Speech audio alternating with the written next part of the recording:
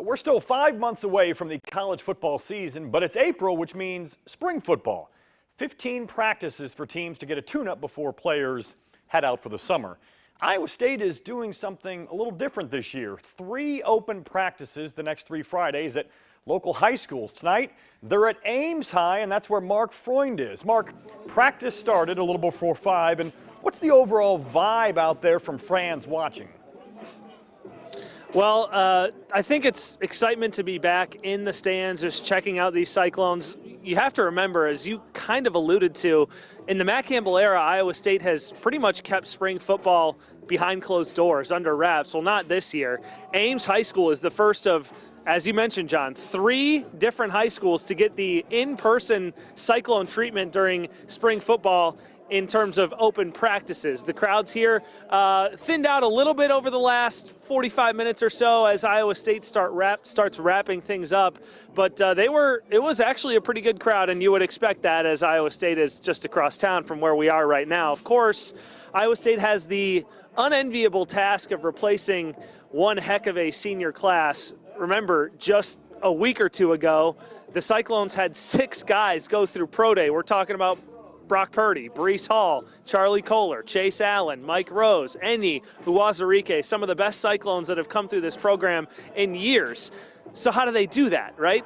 You got to look towards spring football, and those guys are out on the practice field scrimmaging right now. You got to look towards some of those pieces that are kind of already in place. Hunter Deckers has gotten some game time over the course of the last couple of years. A guy like Jyrel Brock has stepped up in some moments over time. Xavier Hutchinson is back at wide receiver, and Jared Russ at tight end. And don't forget about the defensive side of the ball. Will McDonald, Orion Vance, edge rusher, and linebackers respectively should be some really key pieces. So Iowa State's not starting over from scratch, but this is what the spring is for, right? Seeing what it looks like, working out the kinks, and setting yourself up for what is hopefully a good 3-week stretch that turns into some momentum heading into the fall. So, John, one of the biggest takeaways that I got today, and we see it in some of the game footage that we've seen of Hunter Deckers over the years, if he is going to be the starter, boy, the Cyclones got a big arm in their arsenal. That guy can just bomb it down the field. You kind of forget about it until you see it in person,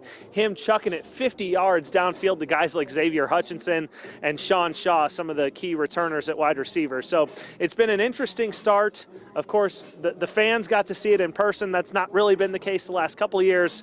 If they didn't get enough, they could always go to Gilbert High School next week or Des Moines East in a couple weeks to catch their Cyclones again in person, John. Yeah, Mark, one more thing for you real quick. Obviously, Iowa State just 7-6 last year. You mentioned all those players they have to replace. Does it feel like maybe a sense of, hey, what do we got to lose this year? Maybe not as many expectations coming for this year's squad? Oh, I don't think there's any question about that the expectations will be tempered this year. You're talking about a group that had all the accolades coming into last season. I think, again, that this spring is going to be really good for them to kind of lay the foundation clean from scratch, see what they've got, especially on that offensive side of the ball where they lost so many weapons, and kind of reset and look towards 2022 with a clean slate. Mark Freund live in Ames. Thanks, Mark. We'll have more tonight at 10 o'clock, and we will be right back.